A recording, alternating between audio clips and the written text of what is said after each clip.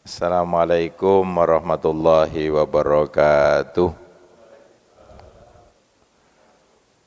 Alhamdulillah wa syukrulillah wassalatu wassalamu ala rasulillah ibni abdillah.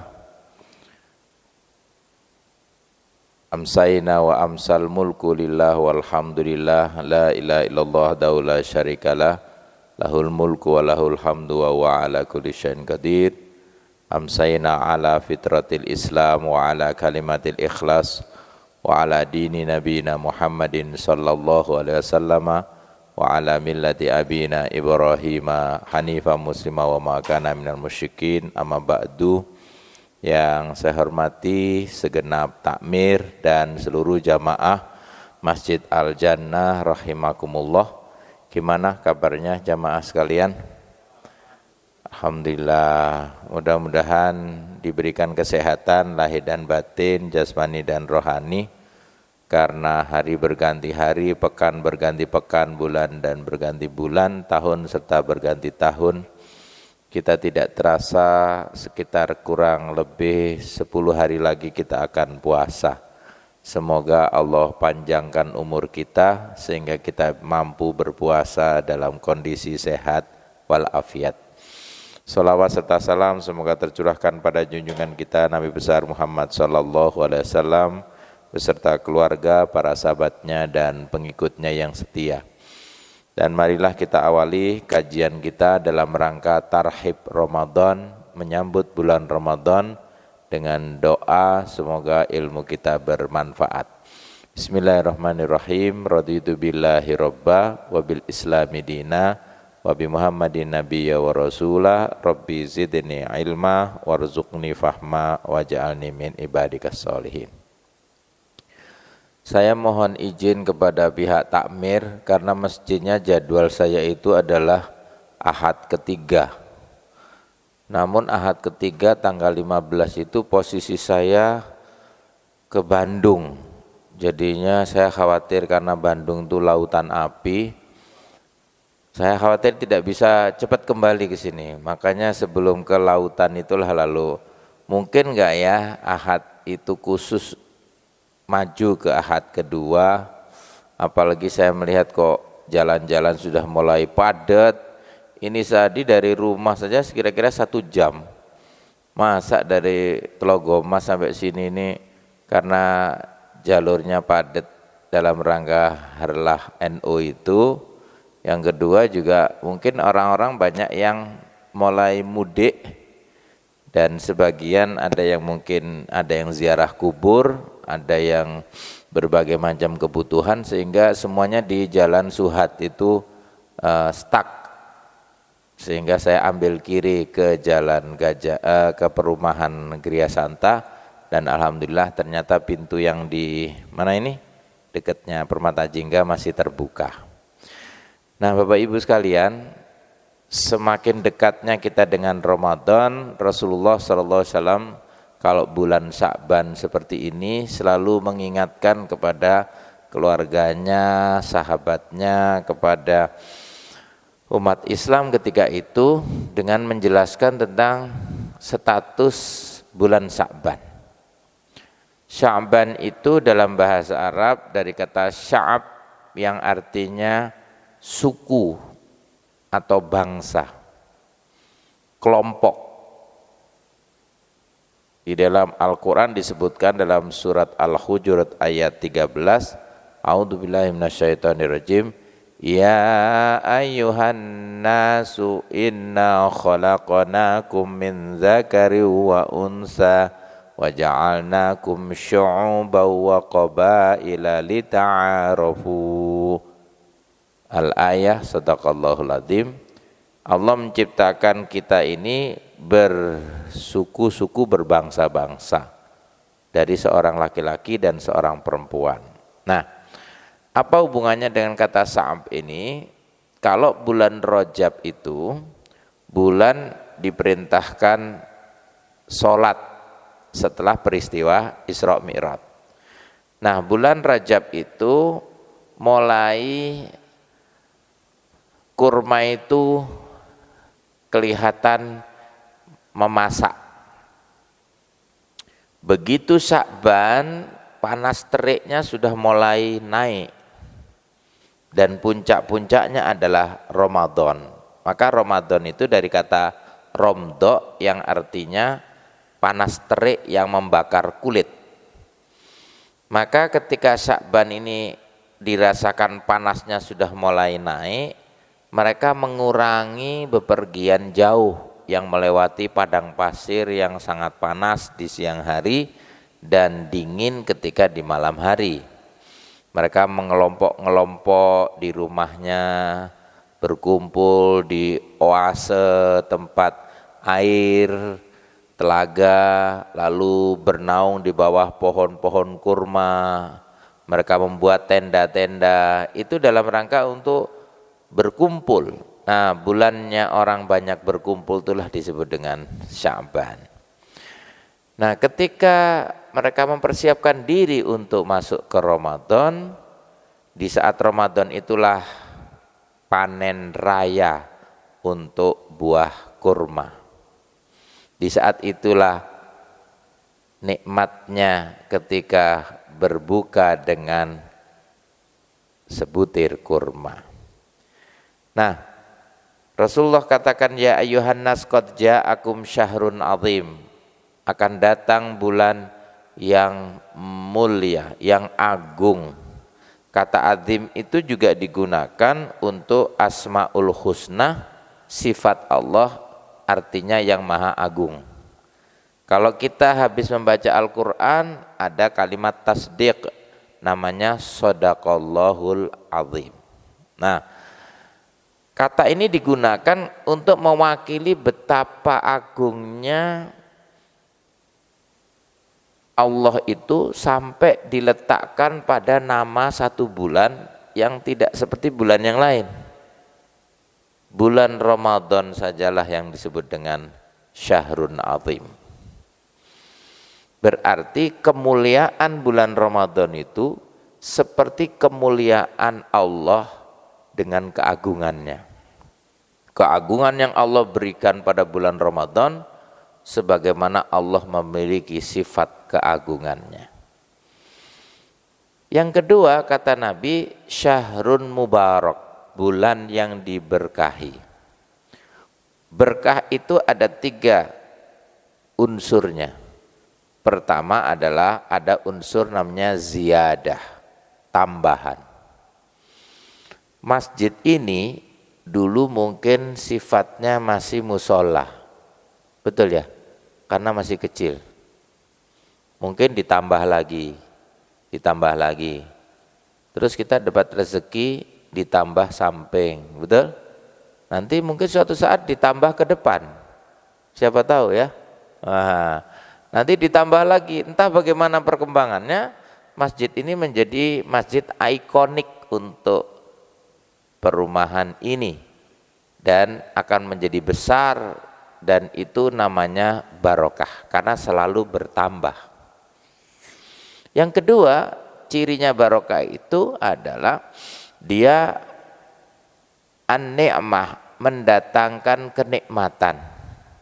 Jadi kalau kita punya keluarga barokah itu berarti kenikmatannya selalu bertambah, selalu melimpah.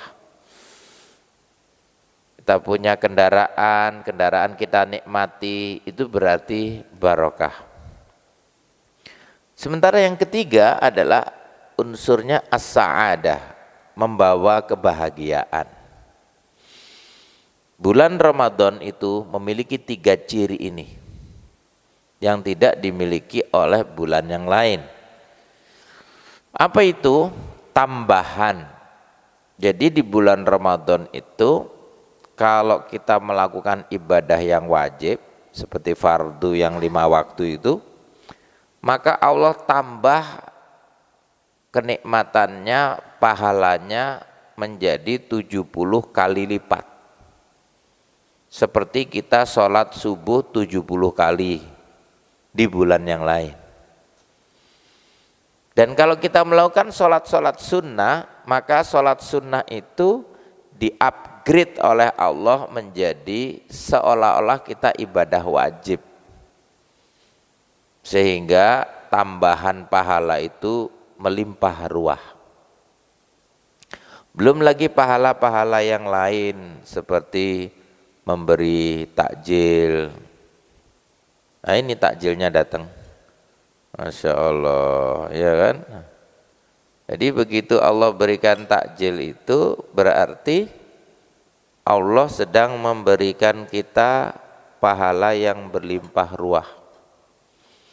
Kata Nabi, barang siapa yang memberi segelas air, ini memang cocok nih sama yang memberi ini. Dicocokkan sama tausiah saya rupanya dia. Jadi kalau memberi seteguk air, walau bitamrotin atau sebutir kurma, kata Nabi, itu pahalanya sedekah itu dilipat gandakan 700 kali lipat. Belum lagi keutamaan berbuat baik 10 sampai 100 kali lipat. Jadi lipatan-lipatan itu di dalam bulan Ramadan memang sengaja Allah itu berikan untuk memotivasi kita untuk ibadah. Coba perhatikan dimanapun masjid itu kalau bulan Ramadan itu waktunya renovasi, pasti selesai. 1 bulan saja itu luar biasa orang. Dari mulai dasar sampai berdiri itu Ramadan selesai.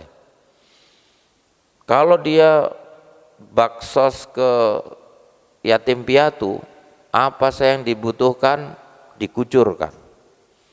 Uang zakat, infak dan sedekah meluber di mana-mana.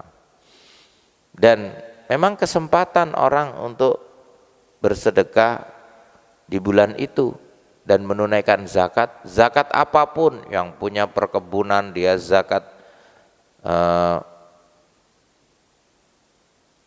tanaman, mulai dari padi, buah-buahan, ya tanaman apapun yang bernilai ekonomi, maka dia tunaikan zakatnya. Belum lagi yang zakat fitrah beras yang meluber, kemudian zakat mal hasil dari pekerjaan kita, dan zakat pertambangan, zakat ikan, zakat rumah-rumah, properti dan segala macam itu semua ditunaikan. Nah, begitu melubernya, termasuk tadi memberikan takjil. Yang kedua, memberi takjil itu kata Nabi, maka kalian akan mendapatkan pahala min ajri fa'ilihi falayan kuso.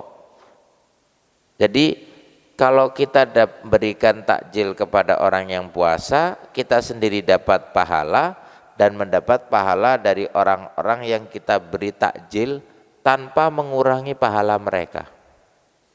Sebanyak orang yang takjil, sebanyak itu pula lah kita mendapatkan balasannya. Di Masjidil Haram dan Masjid Nabawi, kalau sudah Senin Kemis di luar bulan Ramadan, itu mereka udah berebut untuk memberikan takjil kepada orang yang ada di masjid. Puasa, tidak puasa, kenal atau tidak kenal, semuanya diberi. Biasanya mereka itu bawa gelondongan plastik yang dari soft kanan sampai soft kiri itu dibentangkan jadi panjang gitu ya. Setelah itu baru dibagi minumannya. Minuman semacam minuman pokak itu ya, atau rempah-rempah. Terus nanti dikasih kurma, kurmanya itu ganjil, kadang 3, 5 gitu ya, berata semua. Habis itu dikasih yogurt, kasih yogurt mereka. Pasangannya apa? Roti, ada roti pentung yang panjang tuh, ada roti sadel. Saking besarnya itu seperti bisa untuk duduk sadel. Itu dibagikan kepada mereka itu semua. Dan setiap jamaah itu mereka banyak berebut untuk berbagi. Jadi satu soft ini, nanti soft kedua ada lagi jamaahnya yang mengasihi soft ketiga, terus begitu. Sampai satu masjid itu berbuka bersama. Nah, apalagi bulan Ramadan. Mereka fastabiqul khairat, berlomba-lomba dalam kebaikan. Kalau di sini juga ada buka bersamanya ya. Iya, saya belum pernah soalnya buka bersama di sini. Ya, jadi kalau keliling-keliling tuh saya amati itu di mana ya yang memang dia bisa menyediakan itu. Saya dulu waktu muda, waktu ikut kajian di Surabaya Masjid Al-Falah, waktu itu masih umur belasan lah ya, masih di SP, SMP, SMA itu di sana sudah bisa menyediakan makanan Masjid Al-Falah depannya kebun binatang itu 500 sampai 1000 bungkus nasi. Makanya banyak waktu itu tukang-tukang becak pada kumpul di sana, para pengemis kumpul, orang-orang yang di perjalanan gitu termasuk jamaah. Sudah sekitar itu, sekitar tahun 90-an. Masya Allah, saya dengar sekarang ini pun seperti itu. Dan banyak sekali orang yang mengerti kalau di situ tempat pembagian takjil. Nah, yang penting itu berbagi, karena Nabi itu walaupun kau itu hanya bisa punya 1 butir kurma, maka itu sudah mendapatkan keutamaannya. Yang ketiga kata Nabi, suatu saat nanti kalau kita di alam mahsyar, ketika matahari hanya tinggal sejengkal, di saat engkau ada yang berkeringat, mulai dari mata kaki, ada yang berkeringat sampai lututnya, ada yang berkeringat dari pahanya, ada yang berkeringat di dadanya, ada yang berkeringat sampai lehernya, bahkan keringatnya itu bisa menenggelamkan dia, sementara kanan kirinya tidak. Itu Allah memberikan minum kita, karena kita dulu memberi minum kepada orang yang kehausan dikala berpuasa. Disitulah Allah ingin berbuat adil kepada kita. Kalau kita memberi setetes air, nanti Allah akan berikan seteguk dan bisa membasahi kerongkongan kita. Maka doa kalau kita berbuka itu zahabat dhama'u wabtallatil uruqu wa thabatal ajru insyaallah. Sudah kering kerongkongannya, sudah tetap pahalanya ya, sudah hilang hausnya, maka itulah yang terbaik yang kita bisa dapatkan. Mudah-mudahan Allah memberikan pahala yang berlipat ganda pada kita juga. Nah, jamaah Masjid Al-Jannah rahimakumullah, karena Nabi sering memberikan motivasi itu sehingga jamaah itu kemudian berebut untuk bersedekah. Suatu saat ada orang miskin yang datang kepada Nabi, "Ya Rasulullah, aku itu tidak punya apa-apa. Bagaimana cara aku dapat pahala seperti orang yang memberi takjil?" Lalu Nabi pun secara sederhana bertanya, "Apakah kau punya sebutir kurma?" "Tidak punya ya Rasul." "Apakah kau punya seteguk air?" "Juga tidak punya ya Rasul." Akhirnya Rasulullah tersenyum dan mengatakan, "Bisakah kau berdoa?" katanya. "Bisa ya Rasul." "Nah, doakanlah orang-orang yang berpuasa supaya puasanya diterima, dan orang-orang yang memberi takjil supaya amalannya dikabulkan." Jadi untuk orang yang memang sudah tidak bisa memberikan takjil dalam bentuk minuman dan makanan, bentuk doa pun itu sudah menjadi sedekah bagi dirinya. Tapi dalil yang terakhir ini jangan dipraktekkan ya, karena itu khusus orang fakir miskin ya. Nanti kita di sini kok enggak ada takjil ya, katanya Ustadz boleh mendoakan saja katanya. Gitu ya. Nah, itulah keadilan Allah kepada kita, keadilan Rasulullah pada kita untuk berbagi. Nah, amalan-amalan yang lain Rasulullah juga mengatakan, Rasulullah itu mesti puasanya paling banyak di antara bulan-bulan yang lain, kecuali Sya'ban ini. Kenapa lebih banyak? Karena Nabi ingin menciptakan sebuah suasana. Kan ada orang yang mungkin tidak terbiasa puasa sunnah ya, karena mungkin pekerjaannya yang padat dan berat, mungkin dia sering musafir ke sana ke sini, maka puasa sunnahnya di bulan Sya'ban ini paling tidak untuk adaptasi kita mau masuk puasa wajib, supaya badan kita itu bisa menyesuaikan diri. Karena kalau ada orang yang mungkin sholatnya kuat, tapi kalau suruh puasa dia mungkin tidak kuat, atau mungkin dia mengalami penyakit yang memang harus dia terikat sama obat. Syukur-syukur kalau obatnya masih bisa diminum di waktu sahur dan berbuka. Nah, itu bagus. Tapi kalau tidak bisa, maka harus konsultasi kepada dokter. Fas'alu ahla dzikri in kuntum la ta'lamun. Kita itu kalau tidak mengerti sesuatu, maka tanyalah kepada orang yang ahli. Idza wusidal amru ila ghairi ahlihi fantaziri sa'ah. Jika suatu urusan yang diberikan kepada orang yang bukan ahlinya, nanti tunggu sajalah saat kehancurannya. Jadi untuk orang-orang yang sakit seperti ini butuh konsultasi dengan dokter. Lebih-lebih yang harus minum obat di siang hari, kan nggak bisa itu. Kalau tidak minum nanti bisa mendatangkan mudorot, maka itu perlu jalan lain. Nah, jika betul-betul sakit, famangkana minkum maridon aw ala safarin fa iddatum min ayyamin ukhra.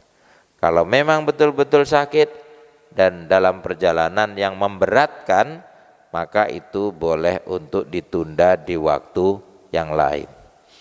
Adapun orang yang berat, wa alal ladzina yutiqunahu fidyatun ta'amu miskin. Dia tidak bisa mengganti di bulan yang lain pun, maka itu dikeluarkannya fidyah sebagai penggantinya. Nah, begitu ringannya Allah mengatur bagaimana ibadah itu, maka kita bersyukur kita ini sehat walafiat. Itu yang pertama. Yang kedua, kita mungkin tidak seperti orang musafir yang menguras tenaga di perjalanan. Kecuali orang yang nanti menjelang hari raya itu banyak yang mudik. Biasanya mudik itu dikuat-kuatkan. Ada yang sampai mudik pun masih bisa puasa, tapi ada yang mudik itu sudah tidak kuat di perjalanan. Ya sudah, berbukalah pada waktu itu. Seperti dulu waktu pernah kejadian, terjadi kemacetan panjang dan lama di tol Brebes. Waktu itu pembukaan tol baru, dan di exit tol itu tampaknya mulai dari Jakarta sudah banyak yang macet, sehingga macetnya itu tidak hanya jam-jaman tapi harian, karena banyaknya yang masuk ke Jawa Timur ya, dan dari Jakarta itu mengalir deras sekali. Nah, dibandingkan pada waktu Covid malah dilarang mudik, mereka bertempat di tempatnya masing-masing. Kita masih ingat suasana itu. Dan kalau udah terjadi seperti itu, maka safar itu bisa menjadi rukhsah, menjadi keringanan bagi orang-orang yang dalam perjalanan, sehingga dia bisa mengganti puasanya di bulan yang lain. Nah, dalam kaitannya ini Rasulullah pun mengatakan bulan puasa itu juga disebut dengan syahrus sabri, bulan kesabaran. Kesabaran itu ada 3, fi imtithalil awamir wajtinabun nawahi wa fi muqabalatil musibah. Pertama, menjalankan perintah. Yang kedua, sabar dalam menjauhi larangan. Dan yang ketiga adalah sabar dalam menghadapi musibah. Bagaimana contohnya dalam perintah puasa itu sabar dalam melaksanakan perintah? Perintahnya itu minal khaitil aswadi ilal khaitil abyadi, abyadi ilal aswadi, dari terbit fajar sampai terbenam matahari. Berarti garis putih dan garis hitamnya itu jelas. Ya, garis putih garis hitam itu maksudnya apa? Kalau kita itu di ufuk, kita lihat tuh ya, ketika matahari itu akan muncul, itu sinarnya akan membentang. Nah, itulah kelihatan garis hitam itu malamnya, garis putih itu paginya gitu. Jadi dulu yang dilihat garisnya. Kalau kita di pinggir pantai, kita akan kelihatan itu di ufuk timur. Nah, jadi kalau kita posisi seperti itu, maka kesabaran dalam melaksanakan perintah itu ya kamu kalau sudah lihat benang putih dan benang hitam itu harus sabar. Berarti udah waktunya berpuasa. Waktu itu tidak ada jam, tidak ada digital, tidak ada alarm, tidak ada penanda waktu. Pokoknya lihat aja. Nah, sampai nanti terbenam matahari. Maka kesabaran menunggu sampai terbenam matahari itulah namanya sabar melaksanakan perintah. Sama dengan sabarnya kita kalau kita mulai dari takbiratul ihram sampai salam. Sholatnya juga jangan cepet-cepet. Al-ajalatu min akhlaqis syaiton. Karena apa? Kalau tergesa-gesa maka itu termasuk perilaku setan. Kesabaran dalam melaksanakan perintah. Sekarang kesabaran dalam menjauhi larangan. Kalau sudah tahu minuman keras itu haram, ya kan Ustadz kalau sedikit kan nggak mabuk. Ditawar lah itu larangan itu. Kalau nggak mabuk kan nggak haram Ustadz. Akhirnya ya minum bir tapi sedikit. Berarti dia dari larangan itu dia masih tawar larangannya itu. Nah, maka menawar larangan itu berarti dia tidak sabar dalam menjauhi larangan. Kalau sudah dilarang ya sudah sami'na wa ata'na. Kalau seorang pasien kepada dokter itu kadang-kadang masih mau menawar ya. Kalau dok gimana kalau berobat jalan dok ya, karena ini puasa katanya. Jadi pada minta pulang semua itu kalau sudah bulan Ramadan tuh. Kalau bisa pada pulang semua itu tidak di rumah sakit. Karena suasananya orang berpuasa di rumah itu mendorong dia untuk tidak kerasan di rumah sakit. Inginnya berkumpul bersama keluarga. Nah, kalau kita sudah dilarang seperti itu maka kita harus sabar dalam menjauhi larangan. Tidak boleh ini, tidak boleh itu. Ketika kita pakai baju ihram, jamaah saya juga gitu. Mas Ustadz motong kuku aja tidak boleh. Loh, perkaranya itu kalau orang udah pakai baju ihram tuh bagaimana ketaatannya dia kepada Allah saja. Walaupun cuman motong kuku. Dia harus mengerti memotong kuku itu hakikatnya adalah tabarruj, berhias. Waktu kita pakai ihram itu dilarang berhias. Motong rambut juga enggak boleh Ustaz. Enggak boleh walaupun satu helai. Terus Ustaz, terbuka auratnya dikit aja, enggak boleh karena ihram. Ustaz, apa itu pakai parfum dikit aja, enggak boleh karena itu mengganggu kekhusyuan orang ibadah. Jadi seperti itu namanya sabar dalam menjauhi larangan. Nah, yang ketiga, sabar dalam menghadapi musibah.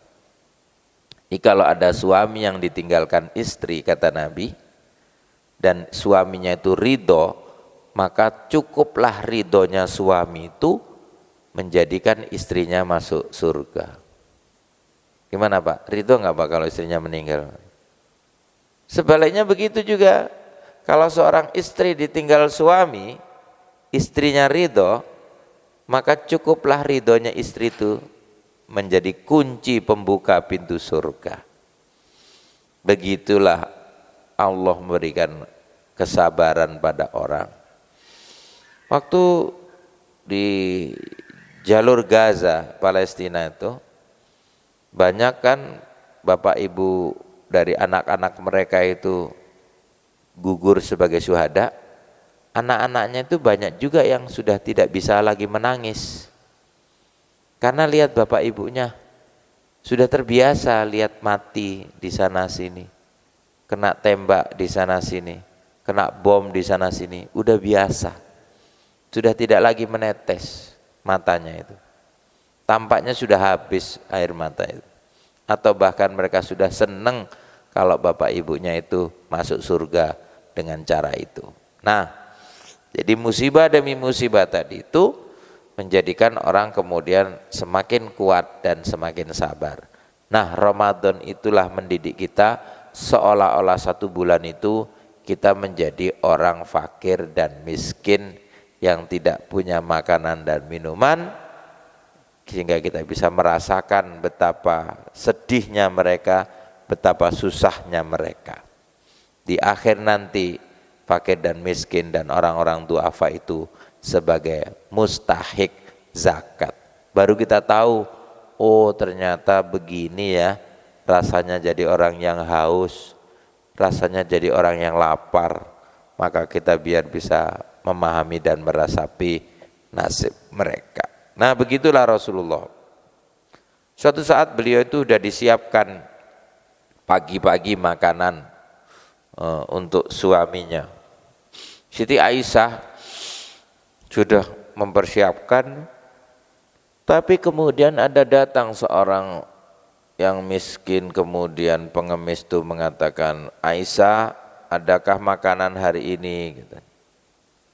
Aku 3 hari 3 malam belum makan. Akhirnya Aisyah pun diantara kebingungan, apakah tetap disediakan untuk suaminya ataukah diberikan kepada pengemis itu.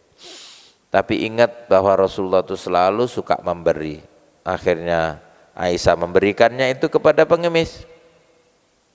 Lalu apa yang terjadi? Suaminya pun datang. Rasulullah dari masjid lalu bertanya seperti pertanyaan pengemis tadi. Aisyah, adakah makanan hari ini untukku, katanya.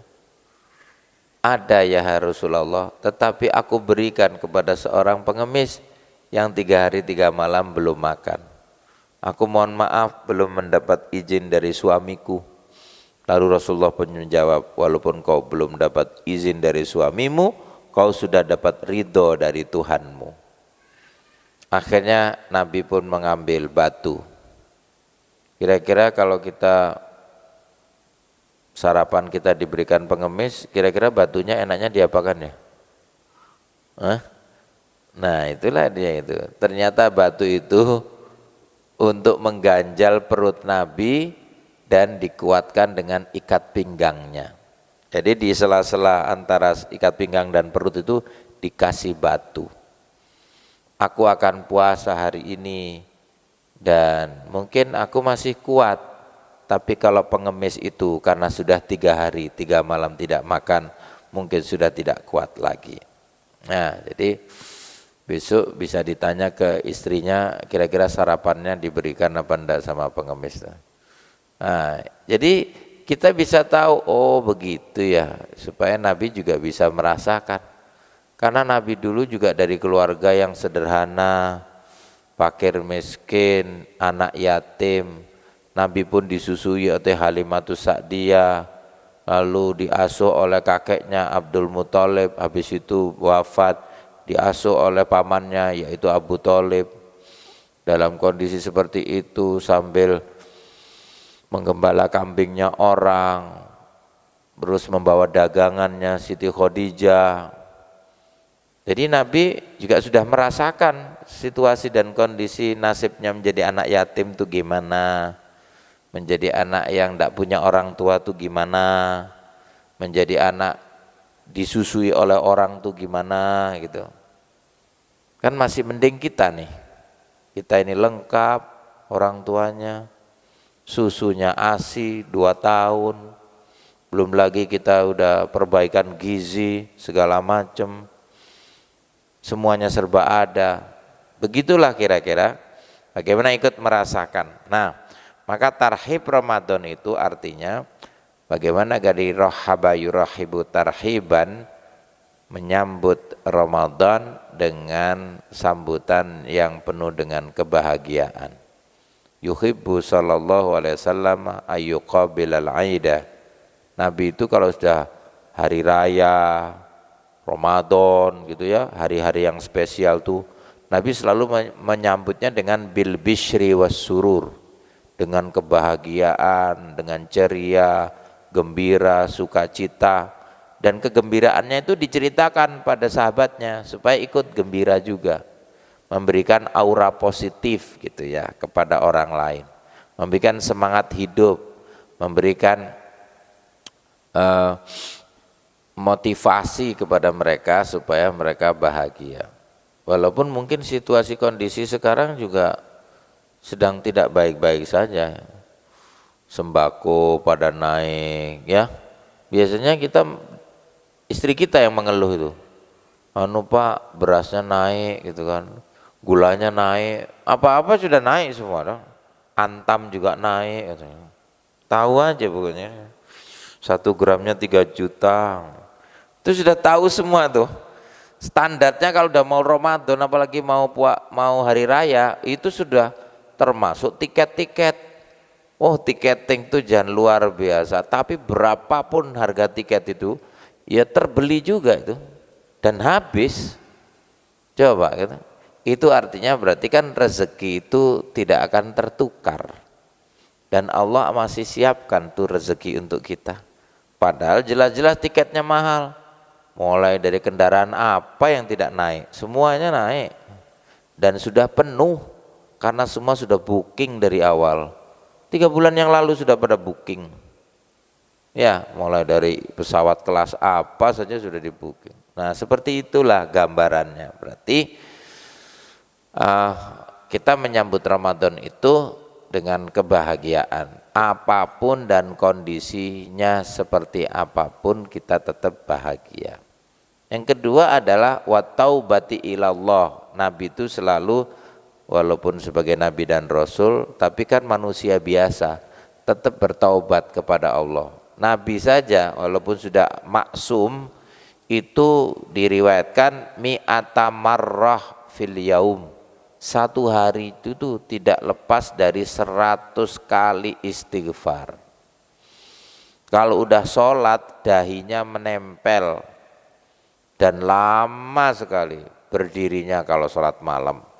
Walatas al an husnihinna wa tulihinna, kata Aisyah, jangan kau tanya betapa panjangnya dan bagusnya sholat Nabi. Sampai suatu saat kan itu berbaring bersama Nabi, istrinya itu dipegang kanan kiri itu tidak ada. Dan memang biasa Nabi itu kalau tidur itu dalam posisi gelap. Karena ternyata dalam situasi seperti itu justru bagus untuk badan kita, atau posisi remang-remang lah ya gitu. Nah, tidak ada itu kanan kirinya, tidak ada suaminya ini. Ternyata begitu tangannya itu merayap di posisi Nabi itu, kakinya posisi seperti ini, posisi tengkurap, berarti Nabi berdiri. Tapi kalau kakinya begini dipegang, kakinya berdiri, oh berarti Nabi berbaring. Jadi hanya bisa dilihat dari posisi kaki Nabi. Jadi posisi seperti ini dipegang ini, Nabi ternyata tidak membatalkan sholatnya dan tidak batal sholatnya. Itulah menjadi dalil bahwa suami istri itu kalau bersentuhan tidak membatalkan dari satu pendapat.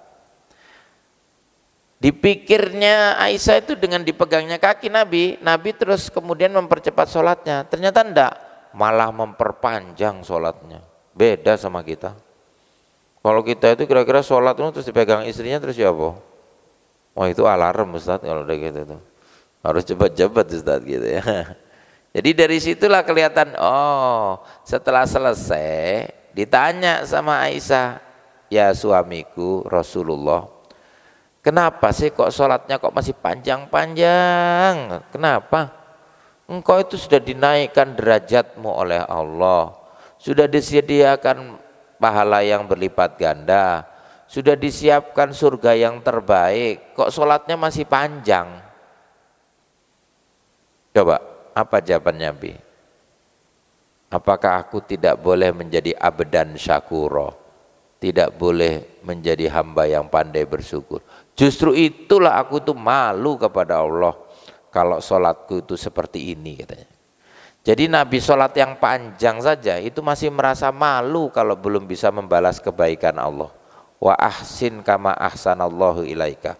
Berbuat baiklah kamu sebagaimana Allah berbuat baik kepadamu. Caranya membales tuh gimana gitu loh maksudnya. Kalau Bapak Ibu kira-kira sudah dijadikan calon penghuni surga gitu, kira-kira besok udah enggak sholat ya? Oh, kamu udah calon penghuni surga, untuk apa lagi ke Masjid Al Jannah? Oh, aku sudah dapat jannah. Aku ini sudah ahlul jannah kan gitu. Nah, disitulah Bapak Ibu, jadinya Nabi itu ingin memberikan posisinya kepada kita bahwa aku saja yang Nabi dan Rasul, aku masih bataubati ilallah, bertaubat. Bagaimanapun sebagai manusia biasa, statusnya itu juga berdosa, sama dengan kita. Wan nadmi anil khotoya. Nabi selalu menyesali kesalahan-kesalahannya juga. Contoh seperti ketika asbabun nuzul surat Abasa. Nabi pernah berdosa apa itu? Bermuka masam. Mestinya bermuka mesem ya. Kita bermuka masam tuh. Nah, bermuka masam saja sudah kayak gitu satu surat datang. Nah, kita itu bolak-balik bermuka masam tuh enggak turun-turun ayatnya. Nabi cuman sekali tok. Abdullah ibnu Umi Maktum, orang buta, tanya sama Nabi, Nabi masih berbicara dengan petinggi-petingginya kaum Quraisy, diingatkan oleh Allah langsung. Jadi kesalahan-kesalahan sebagai manusia biasa itu juga diingatkan oleh Allah. Makanya Nabi juga menyesali itu dosa-dosanya kalau ada yang dilakukan kepada istrinya, kepada anaknya, kepada umatnya gitu ya. Nah, kita pun begitu. Maka disinilah Bapak Ibu sebagai dalil pula, sesungguhnya halal bihalal itu yang paling tepat adalah sebelum puasa. Tapi itu tradisinya enggak lazim kalau di Indonesia. Kalau saya halal bihalalnya 2, sebelum Ramadan dan setelah hari raya. Karena itu untuk yang kita sebelum puasa itu maksudnya supaya dosa-dosa itu tidak mengganjal posisi puasa dan doa-doa kita, supaya tetap diterima dan dikabulkan. Karena dosa itu bisa mengganjal. Dalilnya begini, di hadis Arba'in nomor 10 yang ditulis oleh Imam An-Nawawi, itu ada peristiwa, ada seorang pemuda yang melakukan perjalanan musafir di tengah padang pasir. Terus ini sudah rambutnya sudah lusuh, mukanya, badannya juga sudah seperti itu, bajunya sudah kumal, dan dia ngangkatkan tangan, yarfa ilal sama wa yaqulu ya rabbi ya rabbi.